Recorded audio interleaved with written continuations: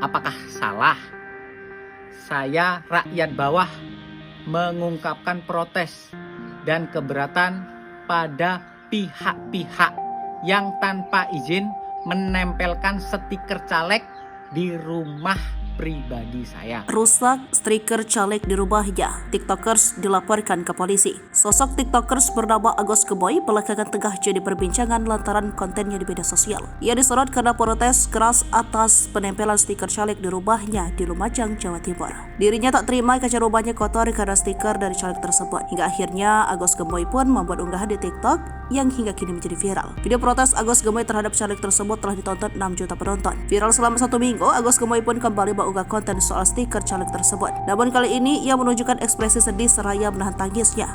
Rupanya gara-gara konten protes stiker caleg, Agus disomasi tim ses partai pengusung caleg tersebut. Kini nasib Agus makin pilu lantaran terancam dipenjara oleh tim ses caleg tersebut. Bermula Agus membagikan konten soal penempelan stiker caleg di rumahnya beberapa hari lalu. Dalam video di akun Agus Geboy, pria 31 tahun itu tampak kesal karena kaca rumahnya jadi berbekas karena stiker caleg. Menggunakan sendok, Agus pun terus mengelupasi stiker caleg tanpa izin tersebut. Hingga akhirnya video Agus yang diunggah ke TikTok menjadi viral. Mengetahui tindakan Agus tersebut, salah satu tim ses caleg tersebut melaporkan aksi Agus. Pada Selasa 5 Desember, keceriaan Agus berubah jadi wajah muram. Dengan mata berkaca-kaca, Agus mengumumkan bahwa ia baru saja disomasi oleh tim ses caleg ini protes beberapa hari lalu.